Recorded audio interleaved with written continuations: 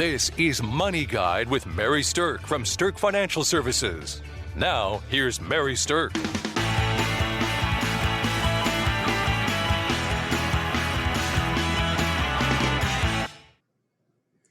Welcome to Money Guide with Mary Sterk. And today we're talking about, what does asset allocation really mean?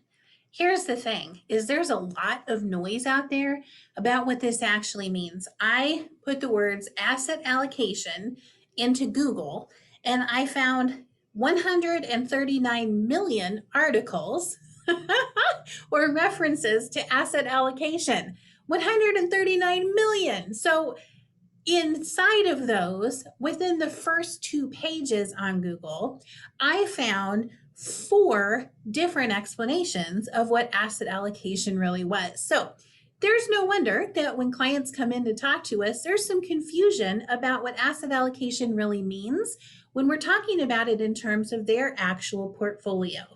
So let's dive into this. The actual definition that I read on Investopedia says that asset allocation is an investment strategy that aims to balance risk and reward by apportioning your portfolio assets according to your goals, risk tolerance, and your investment time horizon. Now, I kind of like that one because it does look at it with things in a more holistic picture. But the reality is there's more to the story than just that. Another definition of asset allocation talks about allocating your investments against different investment vehicles. So investment vehicles meaning things like stocks or bonds or mutual funds or many other different types of investment vehicles that are out there. Now, I'm not recommending those. I'm just saying those are types of investment vehicles that could be considered part of an asset allocation strategy. So what is it? Is it investment time horizon? Is it goals? Is it risk tolerance level? Or is it investment vehicles? No wonder, again, this gets to be so darn confusing. A third explanation that I read about asset allocation was that you need to divide your investment vehicles down into asset classes. So you need some large cap, you need some small cap, you need some international, was what the article was saying. Okay, well then again, there's a third completely, totally different explanation for asset allocation. And then the last thing I saw was by age. Asset allocation should be done by your age, which I think that has some merit to it. But boy, if that's the only thing that you paid attention to, it certainly wouldn't be very personal to you now, would it? If everybody your age was supposed to do asset allocation exactly the same darn way. So what I want to dive into, since there's clearly confusion and apparently 139 million articles to sort through about becoming an expert in asset allocation, what I want to do is talk about, what does this really mean for you in terms of it being actually personalized? What is important for you to know about asset allocation to make sure that when you're working with your own portfolio, that asset allocation is a technique that's working for you? So let's break it down in terms of what I feel is the most important order of importance, and then we're going to kind of go through those categories. So first of all, from an asset allocation standpoint, I feel like the very most foundational part of asset allocation is figuring out what the purpose of your money is. I was visiting with somebody this morning and they said, I have 8 different accounts because every one of those 8 accounts has a specific purpose in mind for me. That's how I break it up for myself. And I'm thinking, that's great. That person really has a strong level of purpose aligned with the money that they want to have. Okay, great. We also have other people that have all their money in one account and their purpose is, well, I just want to be comfortable the rest of my life. Now, is that the right way to do it? Probably not, because my hunch is that there's a deeper purpose for some of your money. It's not just generalized, take care of me for the rest of my life. So the first thing that asset allocation should look at is, what's your purpose of the money? The second thing is, what's your time horizon? So within that purpose, how long is it going to be until you actually want to use the money for that purpose? There's some very specific guidelines that we like to follow that help us align purpose and time horizon.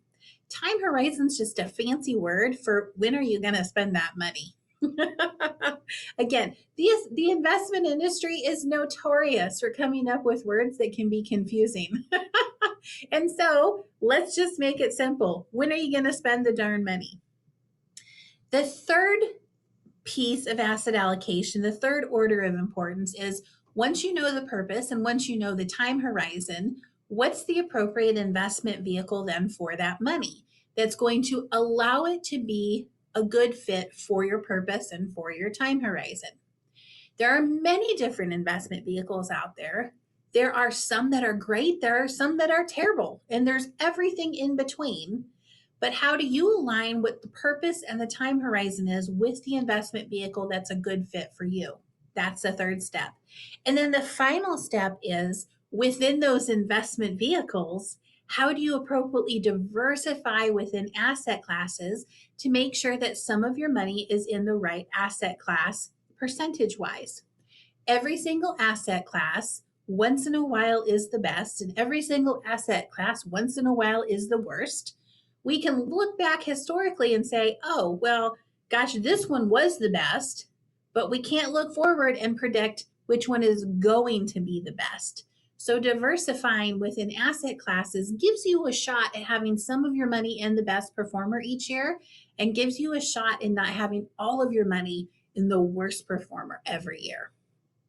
Okay, so let me just say those again really quickly. Order of importance, in my opinion, for asset allocation. Number one, what's the purpose? Number two, what's the time horizon? Number three, what's the investment vehicle? And number four, inside the investment vehicle, allocating across asset classes.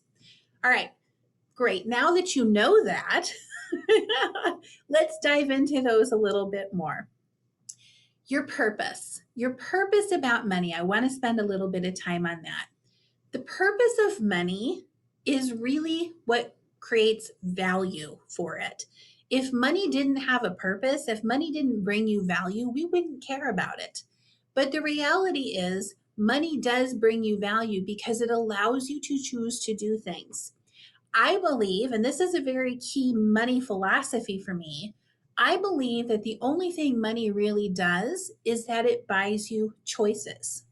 So think about this. Times in your life, maybe when you've had no money, your choices have been pretty limited. Limited in what you want to go do, limited in what you're able to buy, limited in how you're able to live, maybe even limited on how you're able to move around in the world, transportation wise, things like that. So the less money you have, the more limited your choices are in terms of what you can choose to do and have. When you have more money, you have a wider array of choices. You have the ability to make choices between choice A, B, C, D, all the way to Z, the more money that you have. You have the ability to choose what kind of home you live in because you can afford more than one option.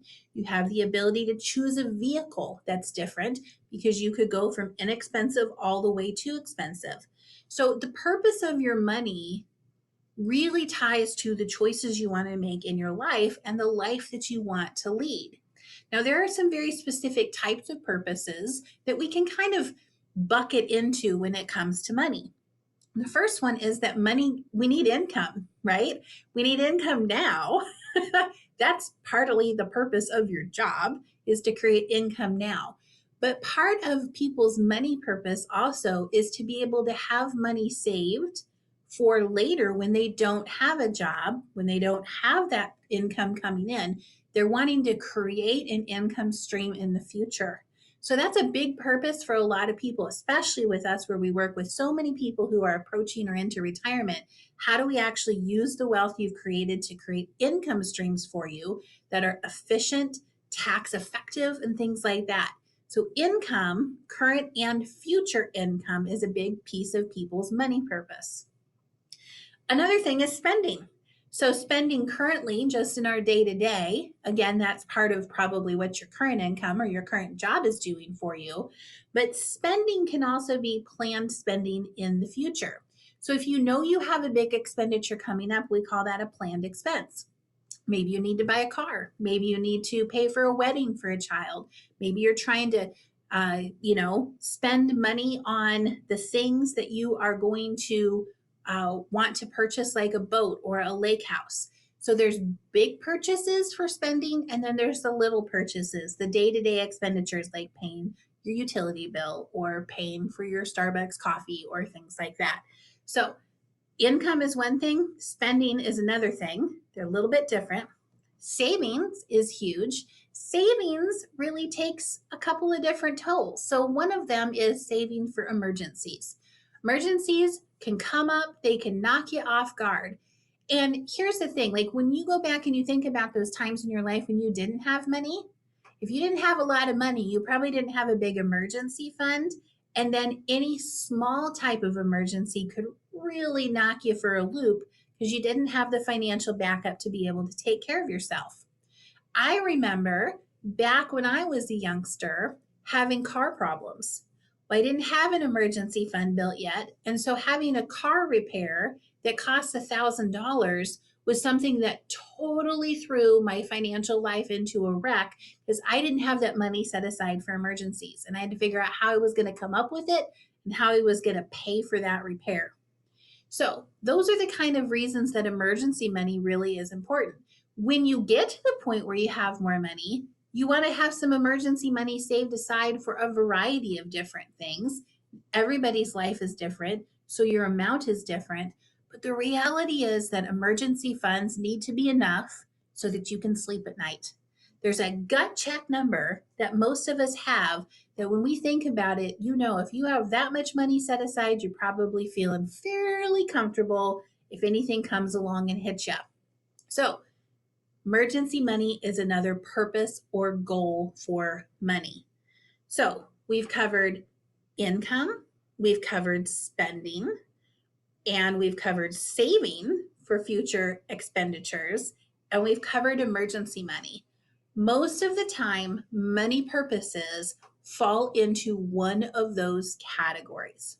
Now, some people say, well, Mary, what about gifting? What about charity? Well, I would venture to say that falls into your spending category because you are spending your money to do good in the world.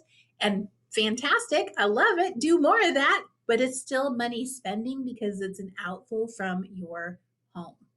Okay, when we come back from our break, we're going to talk a little bit more in depth about things like your time horizon and what that means, things like your risk tolerance level, and what does this mean of allocating across investment vehicles and asset classes. We'll cover all of that when we come back. Congratulations to Mary Sterk and the team at Sterk Financial for earning a spot on 2 Forbes lists, Forbes Best in State Wealth Advisors and Forbes Top Women in Wealth for 4 years running. Welcome back to Money Guide with Mary Sterk, where today we're diving into what asset allocation really means. So we've talked about the fact that you really want to drive it high level first from the purpose of your money, then you want to focus on your time horizon, then dial into investment vehicles, and then further at the more micro level, what asset classes inside those investment vehicles make sense. And that's really what asset allocation means when we bring it down to the very personal level. So we spent a little time talking about the goals and the purpose of money. Now let's spend a little bit of time talking about time horizon. Time horizon, as I said before, really just dials into when do you want to spend your money? When are you going to actually take that money and trade it for something of value? So time horizon can be broken down into many different ways, but the way I like to think about time horizon is this. I like to think about it in terms of buckets of time. I like to think about it more in terms of now, soon, and later, because that's easy. That's easy to kind of remember. Now is what I think of is in the next year. That's very short term, very short term. Now money is money I'm going to spend in the next 12 months. Soon money is more of a medium term time horizon. Soon money is what I think of in terms of sometime within the next 10 years. And then later is more of a long-term horizon, and long-term horizon I like to think of in 10 years or more from now. So now, soon, and later, or 1 year, 10 years, or more than 10 years. And that's a pretty basic and easy way to understand what time horizon means. Now, once you've isolated your time horizon and you know that purpose of your money, the next part of asset allocation really is diving down into specific investment vehicles. Here's the reality of things. Each time horizon tends to have investment vehicles that align better with it. There's no one perfect investment vehicle for everybody. There's no one perfect investment vehicle for each time horizon. It always is personal and drives off of how you feel about risk. Okay.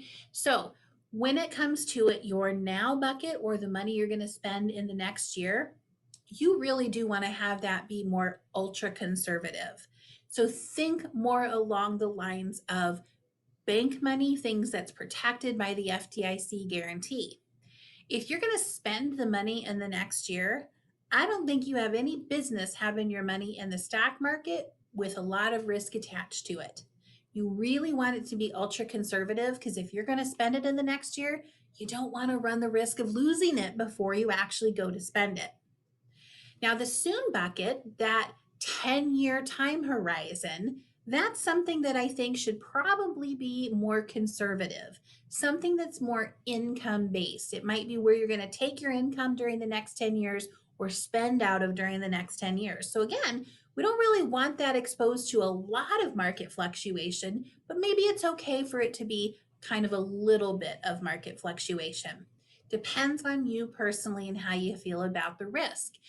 There are a lot of different risk tolerance levels out there that range all the way from conservative up to aggressive.